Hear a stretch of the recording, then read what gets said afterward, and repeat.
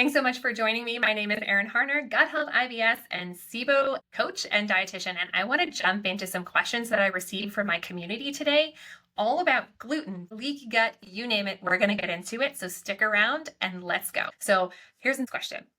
I keep hearing about leaky gut. How do I know if I have it, and is it connected to my gut issues? So let's talk a little bit about leaky gut. This is something that comes up in a lot of my coaching calls with clients and a lot of my gut health assessment calls I do with potential clients. What is leaky gut? Leaky gut is essentially increased permeability. I like to think of the gut lining kind of like a cheesecloth. If you've ever made cheese, you use a cheesecloth, you wrap it around the cheese and you squeeze, and the only thing that goes through is kind of a milky, cloudy liquid. And all of the solids stay on the other side. Your gut is kind of like a cheesecloth. All those villi are surrounded by teeny tiny microvilli, and it allows nutrients to pass through while keeping out larger harmful things on the other side. The pathogens, the undigested food proteins, they all want to stay on the other side of the cheesecloth. So in leaky gut, or intestinal hyperpermeability or increased intestinal permeability, basically we get bigger holes in the cheesecloth. What's holding those little cells together, so there's these villi and microvilli are lined by single cells.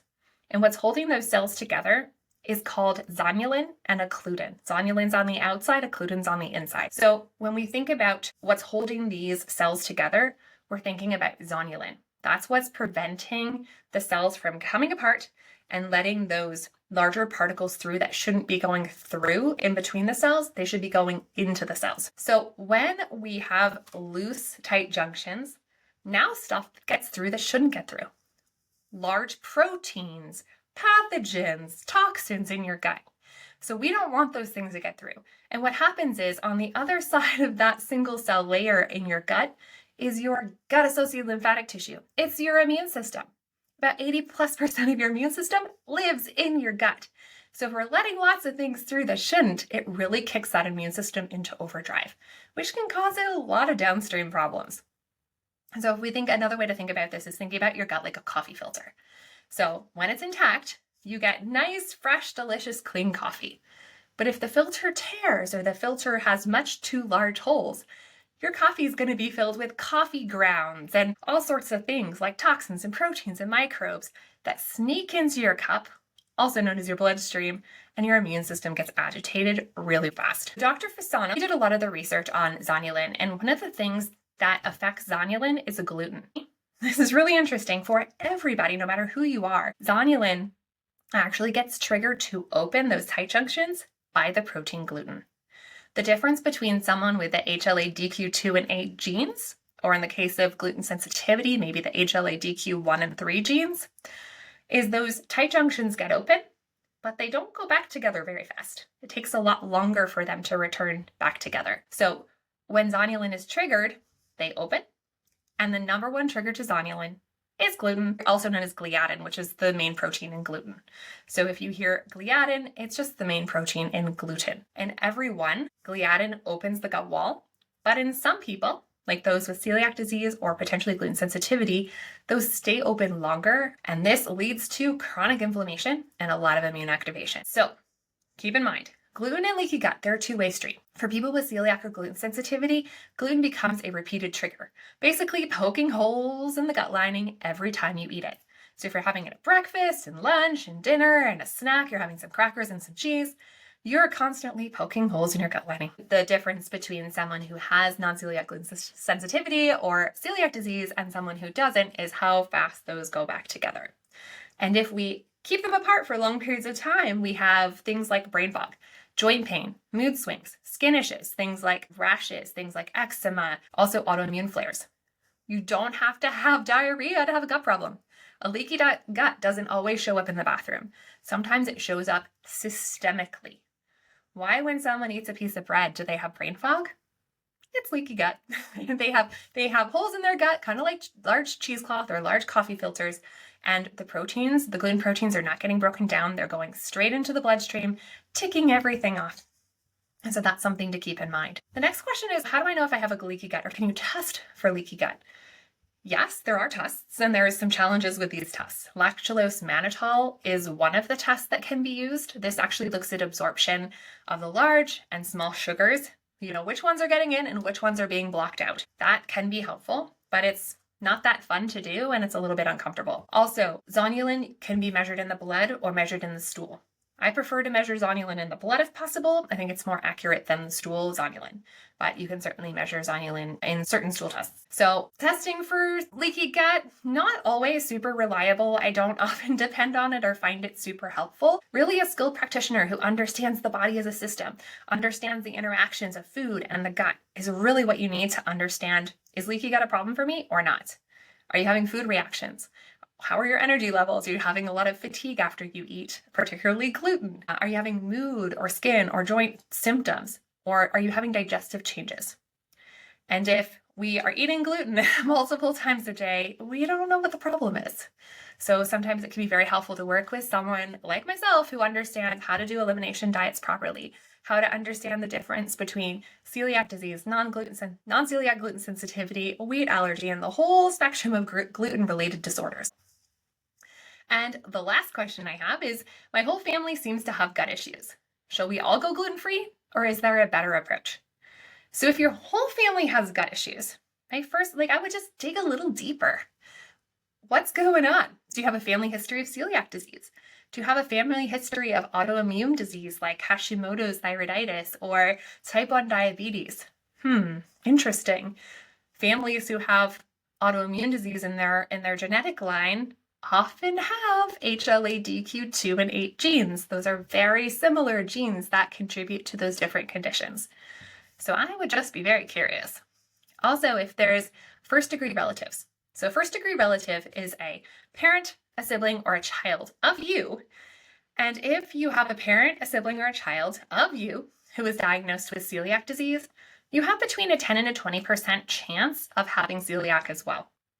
You might test negative today, you might test positive in 10 years.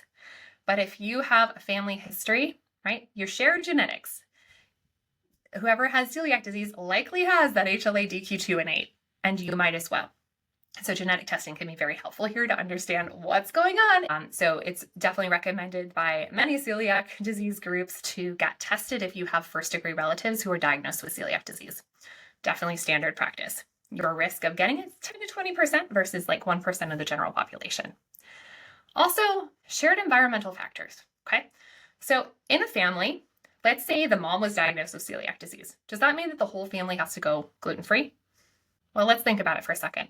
Whoever is preparing the food has a lot of contact and exposure to that food. So if you're making gluten-free pasta in one pan and regular pasta in the other, is there a likelihood of cross-contamination? Likely. Are you keeping the utensils separate, right? How well are you washing it? You're using the same dishcloth. We have to be really paying attention to these nuances when we have celiac disease present. Non-celiac gluten sensitivity can be just as severe. It's just manifesting differently than celiac disease. It doesn't mean it's any less severe. It just means it's different. It's not causing intestinal villus atrophy. It's causing other problems. Also, microbiome diversity is really important. I talk a lot about gut health as a functional nutritionist, a registered dietitian, a gut health, IBS, and SIBO coach. I talk a lot about microbiome diversity. And it's really, really important to have a large variety of different colors of foods to build up your microbiome diversity. Because when you have more diversity in your microbiome, as a direct result of the diversity of the foods that you're eating, you have more gut function. You have more nutrients coming in and more ability to heal. So it's really important to think about restrictive diets can actually reduce that beneficial bacterial diversity in the whole family. So if we're going to take gluten out, what are we putting in to promote diversity? We can't just take something out. We've got to make sure that we're getting a diverse diet. And can you get a diverse, healthy diet without gluten? 100%, no problem whatsoever. So is there a problem with removing gluten? Not necessarily. There's more diligence, more paying attention, more label reading. It's more expensive, right? There are some downsides of following a long-term gluten-free diet, but there can be tons and tons of benefits as well. The key here is this needed for me, right? And if you're wondering how to answer that question, we've got to dig a little deeper. We've got to look at a food record. We've got to ask the questions about your history. We've got to think about, do you have any first-degree family members or even grandparents, aunts and uncles who are diagnosed with celiac disease or have a lot of trouble with gluten or have diagnosed IBS? what's going on. We have to dig deeper. There is no one size fits all approach to gut health. There is no one size fits all approach to health. It's rarely just one thing causing symptoms. Yes, gluten can be a big piece. FODMAPs can be a big piece. Sometimes they exist together being problems. Sometimes it's just one or the other. But without digging deeper, we don't know what the answer is. We don't know what's contributing to the symptoms that you're experiencing and what the best plan is for long-term health. And I really like clients, doctors to get on board with testing and help us understand if there's any diagnoses that we need to be thinking about when we're thinking about what we're eating, how our digestive system is functioning, and the gut microbiome. So I like to be a partner on the team to really help understand what's going on. So this is why personalized assessment is really, really essential. So here's what I want you to know. Whether it's celiac disease, whether it's gluten sensitivity, whether it's FODMAP intolerance, or something else entirely, you don't have to figure this out alone, right? It's pretty complicated. I've been doing this for like 16 plus years. I spent several years on the board of a celiac disease organization. We have to really understand what's going on. We have to be up on the research. We have to know the nuances and the red flags so that we can dig deeper. That confusion that you're feeling, it's not because you're not smart enough. It's not because you're not trying hard enough. It's because gut health is genuinely super complicated. And you need someone who understands all the pieces of the puzzle, not just like one piece here and there. If you're ready to get started, I want you to download the Say Goodbye to Gas and Bloating guide in 5 simple steps. This will help give you the next steps to get started on your gluten journey, whether that's understanding what's going on with gluten or understanding what's going on with the gas and bloating and symptoms that you're experiencing in your gut. Go ahead and click the link below, and I'll see you in late inside.